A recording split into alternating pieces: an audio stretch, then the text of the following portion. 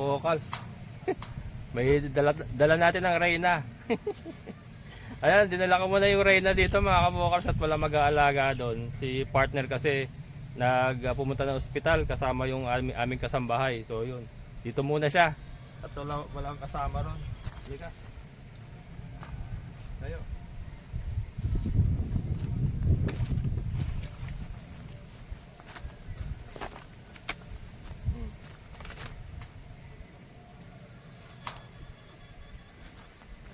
Dito pa, tayo ka.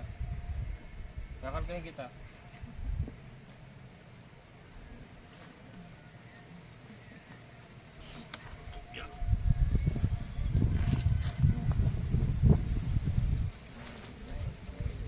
Oo, upo ka doon.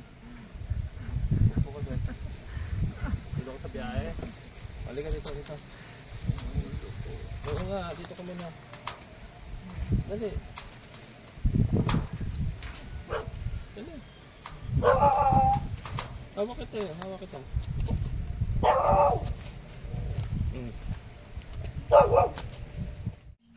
Ayan mga kabukals. Ano, okay ka lang dyan? Hindi kasi siya pwede dito sa loob ng bahay at ano, mainit mga kabukals. O dito siya. Wala tayong higaan eh, kaya ano, tiyaga ka lang muna dyan. Gutom ka na ba? Hindi pa? Tinapay ka naman, diba? Gusto mo tinapay? Teka lang. Ayan mga kabukals, so dito nga muna si Mother kasi si partner nagpunta ng ano, ng National Kidney. Papacheck up siya. Kasama yung isang kasambahay namin. Isa na lang po kasi yung kasambahay namin. So, kailangan niya kasi na may kasama. Hindi natutuyo mga kabukals. So, approve yung gawa ni Kuya Greg talaga. Ang galing. Walang ano yan. Sahara lang yan mga kabukals ha. Wala na tayong inilagay na waterproofing dyan. Pero ayun, hindi nagbabawas oh. Hindi nagbabawas oh. So yun. Ilang araw muna dito si Mother. Kasi wala siyang kasama ron. Kaya lang tiyaga lang muna doon sa ating maliit na dampa. Sa gabi naman doon siya sa higaan ko. Ako sa duyan. May duyan ako mga kabukals eh. Sensya na magulo pa kasi katatapos lang po nila Kuya Greg nga gumawa. Ito may duyan ako dito mga kabukals. Ito ako matutulog mamaya. I'm gonna sleep here. Ito si mama doon sa aking kutsyon. Ayan mga kabukals, mamaya mag-ikot tayo, mainit. Time check, alas 12. Magpapakain pa lang ako mga kabukals ng ating mga alaga. Mamaya mag-ikot tayo dun sa ating aquaponics na mga ginawa, maglilinis-linis pa. Marami pang gagawin doon pero tapos na sila Kuya Greg. Okay na yan, ako na yan. I'll take over tapos lilinisin na natin lahat yung mga kalat-kalat na yan. Mamaya, update ko kayo mamaya hapon.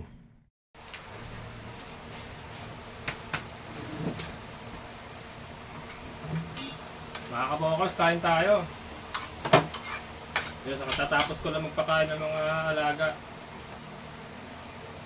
Ito naman. Ito gusto mo? Naman? Carrots. Ay mga kabukals, ulam namin, chicken curry. Galing sa bahay ito, ulam nila. Yun, so nga, ito si Mama. Dinala na natin dito sa San Rafael kasi nga wala siya kasama dun sa bahay sa San Jose. Si partner nga kasi nagpa-check up. Monthly check up niya kasi sa National Kidney. Yung ganitong petsa na ano ba ngayon? 12 mga kabukals. Hanggang ano yun, hanggang 15 siya ron kasi nagpa-laboratory siya ngayon tapos bukas babalik siya para sa results saka sa check up. Tapos kukuha ng solution yung dialysis niya. Libre po kasi nakakuha yun doon mga kabukals yung solution. So mga 3 days po silang mawawala nung kasambahay namin. Kaya dito muna siya. Tapos pagka nakabalik sila, ibabalik ko lang ulit sa bahay. Mahirap kasi mga kabukals, nakita nyo naman sitwasyon.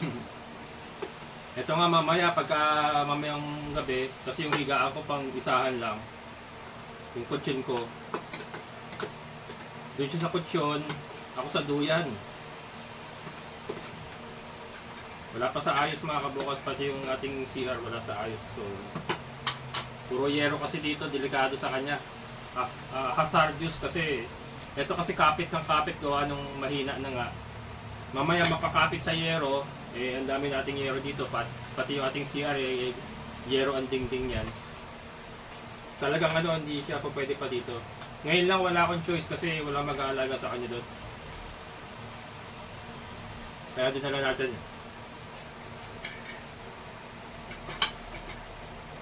Saka mainit dito mga kabukal. Mainit, nahilo nga kanina ito. Mamaya, kasi katatapos ko lang magpakain ng mga alaga, ano na, alas 3 na mga kabukal, gawa nung yung dating namin kanina kasi 11:30 na yata yun eh. So, baka bukas na tayo makapag-vlog na maayos. Pero mamaya, ikot lang tayo yung sa mga nagawa, yung mga natapos na nila Kuya Greg. Binalikan ni Kuya Greg mga kabukas yung pagbubutas. Kasi nakita ko kanina, silip ko, kompleto na yung butas eh. Binalikan niya kanina nung wala ako. Mamaya silipin natin, tapos yung ano. Tignan natin yung nilagay natin mga fly trap. Fruit, ano para yun? Fruit fly pala yung umatake sa ano. Patola, may nag-comment yan, thank you po. Pero syempre sila Kuya Greg, ang pagkakaano nila, putakte. Kasi mukha siyang putakte talaga. Kung titignan mo siya talagang parang honeybee talaga siya.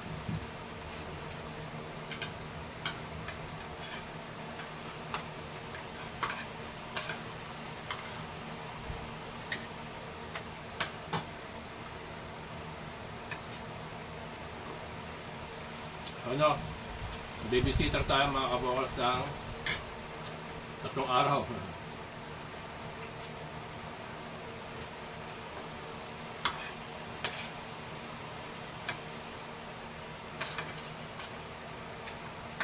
Gulay. Ha? Tubig.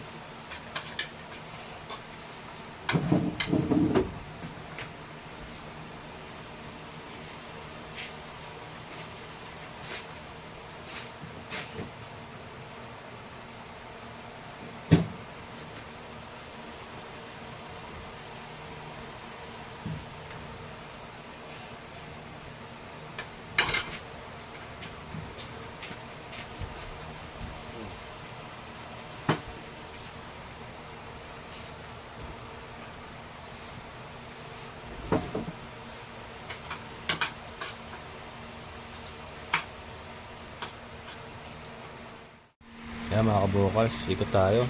So ito na po yung ating mga ano, ganda. Ang ganda nung pinalabasan mga kabukals ng ating mga balik ina.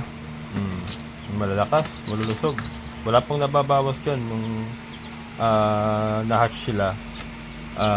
Wala pong nababawas. At malakas. Masusigla mga kabukals. Dika brown, balik ina. Tulog na naman. Kaya ikot lang tayo mga kabukals. Dami kong ayusin. Baka bukas na ako mag-ano kasi pagod din ako sa biyahe mga kabukals. Yung biyahe kanina. So ito nga, balikan natin yung ano, yung fish pan. So hindi ko pa dinadagdagan to mula kahapon mga kabukals. Hindi ko pa dinadagdagan yan. So umalis ako kahapon nga kasi doon ako natulog sa San Jose del Monte. Sinundo ko si mama. Hindi ko pa nilalagyan yan hanggang ngayon. Kaninang dating ko wala akong inilagay dyan. Kasi naglagay ako ng tubig sa drum, nagpaligo ako ng baboy. Yan muna ang inuna kong punuin. Ito, wala akong inilalagay dyan. Pero, hindi nagbabawas mga kabukas. Kasi kung nagbabawas yan, dapat yan may lilitaw na pong flooring eh. Wala eh. Dahil manipis pa po tubig niyan eh. Gawa nung poso nga po natin, napakalakas. Kailangan pagpahingahin pagka naka ganun siya yung pula-pula na yun na drum, nakisang ganun siya nauubusan, tapos pagpapahingahin mo na naman yan, tapos magkakaroon na naman kaya lang kasi ginagamit pa po yan, katulad yan nag-ipon ako kanina ng ano, pampaligo ng baboy natin, yung paligo ako ng baboy kanina, so ayan so hindi ko siya nalagyan, pero mamayang gabi maglalagay ako unti-unti, mapupuno ko rin siguro mga 2 linggo. Mga 2 linggo mapupuno ko yan. Sakto, wala pa naman tayong submersible pump eh. So, Sakto lang yan na nagpupuno pa tayo. Pagka napuno na natin yan, and then nakabili na ako ng submersible pump, ibabalik na natin yung mga manok dito sa battery cage natin. Tapos papaandarin na natin. Mag-umpisa na tayong maglagay ng magpapaandar muna ako ng tubig sa aquaponics natin. Ikot-ikot lang yan. Pero magpupunla na ako ng patola.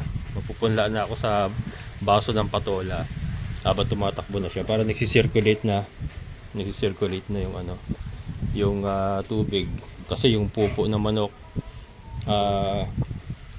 para mag-develop na ng mga algae, lumot, saka ng mga nutrients. Ayan. Ayusin ko pa yun mamaya mga kaboss, lalabas tayo. Lilinisan pa yun. Pero to, silipin lang muna natin ating mga baboy. Ayan. Ayan nga po si Kanor mga kabokals.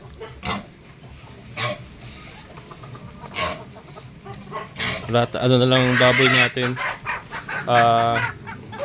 Tatlo na nga lang baboy natin daw go anong nadisgrasya si Basha. So ito yung ating mga inahin, no. Si Kimberly.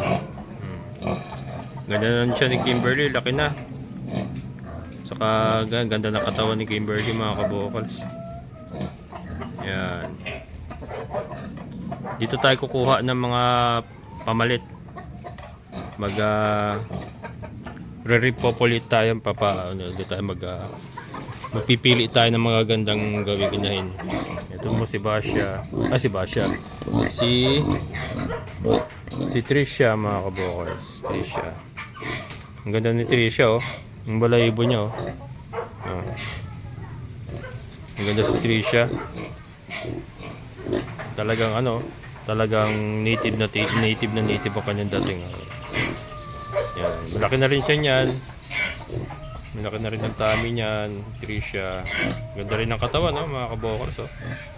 Ganda rin ang katawan, no. Palagay ko si Basha may problema na talaga yon, kasi nahirapan akong patabayin si Basha, eh. Siguro may problema na talaga siya sa loob, kaya nagkaganon. Kasi kahit anong bomba ko ng pagkain nung lately, nung bago siya na disgrasya, talagang nahirapan akong patabain siya. Pero itong dalawa na to kasi, ayun, recovered na, gaganda na ng katawan, pare-pares na naman kinakain nila, pare-pares na naman sila ng rasyon ng So yun. Ito, maganda rin itong kuhaan mga kabokals. Ito, pagka nakapagpalabas din na magaganda itong babae, kukuha rin tayo dito kay Trisha ng gagawin nating inahin. Ayan, ito nga po yung magulang ng mga sisiw. Ayan, ito po yung ating balik ina project. Decal Brown, balik ina. Ayan. Pag sinabi kong balik ina, kasi galing din sila sa kanila. Pero hindi naman, not necessarily yan mga ina talaga nila. Hindi natin alam kung sino dyan ang ina. Pero galing sila sa batch na yan, yung ating mga rooster. Ito iba to, hindi to related. Cross ito ng White Leghorn, Rhode Island. Yan, White Leghorn, Rhode Island yan. Naglagay lang ako para makakuha din ako ng ng anak galing sa kanya. Pero ito, yan, mga balik ina yan na Decal Brown. Yan, mga balik ina Decal Brown yan. So yan po. Anor, wala naman naglalandi, brother. Wala naman naglalandi, brother. Bakit ganyan ka? Yan, kasi usually pag kami naglalandi, ganyan yan mga kabukals, Ayusin ko pa nga yan, sinira niya kasi yung isang hilera ng harang niya. Yung nakaraang gabi, yung nakaraang gabi nakalipat sa kabila. Buti hindi pinagtataob, nandiyan yung mga fermented natin. Buti hindi niya ginalaw. Yan, si Kanor mga kabukas, ganda rin ang katawan ni Kanor, Ganda na rin ang katawan ni Kanor. In-injection ako na Ivermectin yan. Kasi nga yung sa balat niya, medyo may problema pa tayo sa balat niya, pero mas okay naman na siya ngayon kasi dati. Pero yun, Ivermectin ang pinagbabanat natin, yung saging natin, lakatan. Maraming ayusin mga kabukals, pero mas gumanda, 'di ba? Kasi nung nawala yung hindi to dati ang pangit, 'di ba? Although pangit pa rin naman ngayon. Hindi, mas maayos-ayos naman yun. Lalo na pagka nalinisan natin yan. Ayan. Namimiss ko si Beauty mga kabokals pagka tumitingin ako sa kubo na ito. Kasi dyan nakatambay lagi si Beauty. Dito natutulog si Beauty lagi. Ito sa pwesto na ito. Hanggang ngayon mga kabokals, iniinda ko pa rin talaga yung sakit nung pagkakawala ni Beauty. Hindi ko malaman kung bakit ang napakalakas ng impact sa akin nung pagkakawala ng aso na yun. May lungkot pa rin ako nararamdaman. Lalo na pagka tumitingin ako dito sa kubo kasi nga ayan, silang dalawa dito sila palagi. At si Beauty kasi ang hilig niya, sumasampas siya dyan sa taas. Yan. Sumasampas siya dyan sa lamesa. Nakatatalon kasi yung aso na yan. Yan, ito naman po si Hope. Hope! Yung problema ko dito kasi sira yung kadena, hindi ko pa nabibilan mga kabukals, kaya yan, nakakulong lang muna siya. Nakakulong lang muna kasi umaatake po ng mga manok, kaya hindi siya po pwedeng pawalan. Pero ano yan, pag nabilang ko po ng collar, yung collar kasi ang nasira mapalalabas na uli natin siya. Dami ito fruit fly daw po ito. Yan, thank you po sa nag-comment. Fruit fly. Hindi siya talaga putakti daw. Kaya lang kasi kung titignan mo para putakti, no? Dami na Ito pwede pa kaya ito. Ayun yan ang inaatake nila ayun kaya sira-sira Yun ang inaatake nila napakarami Ito. Napakarami. Yan. Ito wala na to, negative na to. Hindi na mapapakinabangan nito mga kabukals. Wala na. Ito rin wala na to.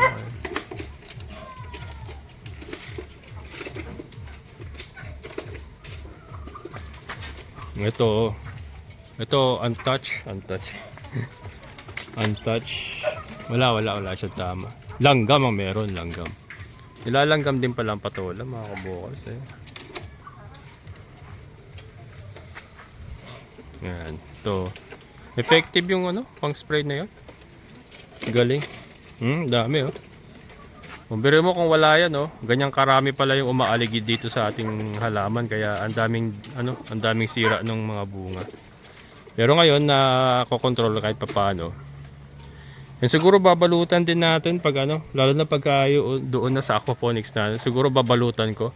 Gagawa ako ng dyaryo, yung dyaryo na pambalot. Didikit-dikit ko na ng scotch tape siguro para ipapasok na lang parang ganun. Yan dami ron dahil mga bunga mga kabukals Sana tumuloy. Masarap yan sa nilalagay ko lang ng sardinas yan saka ng miswa tapos may sili, sarap na. O kayo malapit-lapit na. Malapit-lapit na kayo magtrabaho uli. Huminto-umitlog mga kabukals. Dalawa lang nakakuha ko itlog ngayon. Huminto. Kailangan talaga ma-battery cage ulit tapos purga. Pupurgahin ko. Plano ko purgahin ng individual na yung 5 piso lang naman isa yung warmal. Para lahat, para talagang maganda yung pagkakapurga. Tapos i-booster natin, egg booster natin para bumalik yung Pero ito konting na lang to, baka 1 taon na lang natin to mapakinabangan, baka wala pa. Pero sakto lang kasi nakapagpapapisa na tayo ng mga pamalit nila. Sakto lang yun na mga 1 taon pa sila magamit. And then may ikapalit na sila pag kasi 9 to 10 months naman meron mangingitlog na uli yung mga bago natin papisa kung makakuha na tayo ng mga papalit doon. So ito yung pag naayos na nga po natin itong yung fish pa natin at nakabili na tayo ng submersible pump, tapos naayos na natin yung ating aquaponics.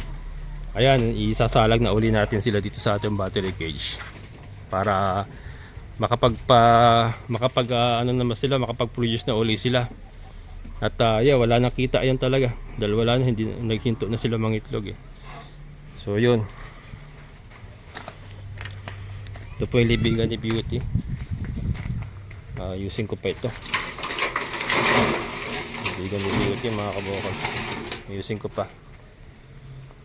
So yun, punta tayo sa kabila. Silipin natin yung kabila.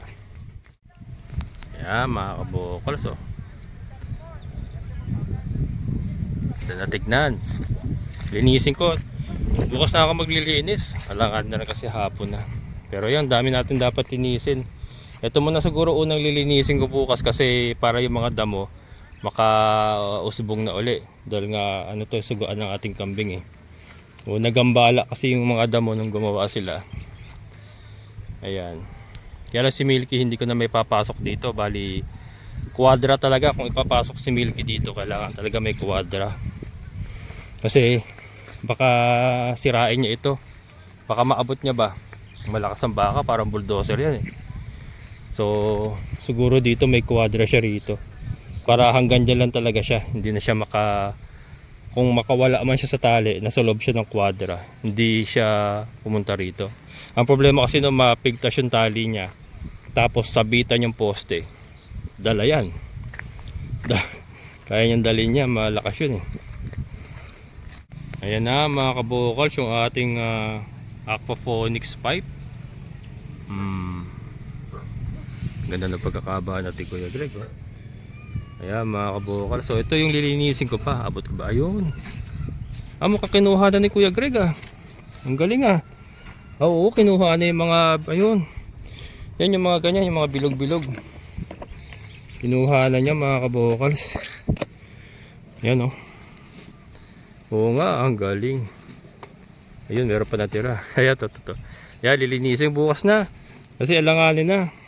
Ano na, alas 5 pasado na. Pero ayan, nakompleto na niya mga kabukals. Dito siya tumigil eh. Yung sa huling vlog ko, dito siya tumigil. Ayan, tuloy na niya. Oh. Hanggang dito na yan. Yan. Ayan mga kabukals oh.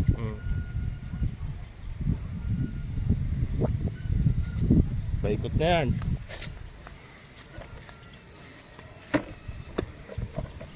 Yan. Paikot na. Yun, ang ganda na yun mga kabukals. And ito pala, naayos niya. Akala ko hindi ubra. Natibayan niya oh. Galing oh. Natibayan niya mga kabukals. So ito masasampahan, magagamit nating sampahan to. Naayos ni Kuya Greg oh. Galing. Ayan. So ito na ang ano, linisan. Ako na babanat na ito syempre. Lilinisin muna natin to bukas. Yan, mga kalat na yan lahat, iligpitin natin yan. Tapos lilinisin ko na ito. Tatanggalin natin mga plastic. Tapos bobombitin natin dito.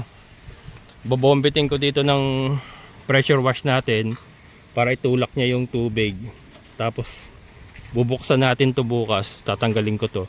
Huhugutin ko to. Bubuksan natin to para tumapon yung plastic. Ngayon pag malinis na, ipipix na natin to. Lalagyan ko na to ng Bulkasil. Ito ipipix na natin. Tapos isi-set up na natin doon. Ready to operate na yun pag gano'n mga kabukals. Submersible pump na lang ang kulang natin talaga. Pwede na tayo mag-umpisa. Yung ating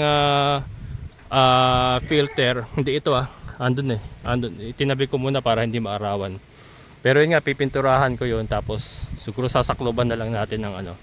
Kung ano may sasaklob natin na protection para hindi siya lumutong at tumagal-tagal. Ayan mga kabukals, bukas na lang uli. Ito lang po muna aking may babahagi sa inyo for today. Pero ito na, ang ganda na ng ating setup. Ganda na ng ating setup. Ito gagawin ko rito mga kabukals. Lalagyan kong alambre dito, i-support ko dun sa mga ano, sa mga poste ng bakod para nakabatak siya, may humihila. Yan, madali lang naman yan. Pero so far matitibay naman sila sa ngayon. Ayan. Ayan, maraming salamat sa inyo muling pagsama. Amazing na buhay. Bye bye.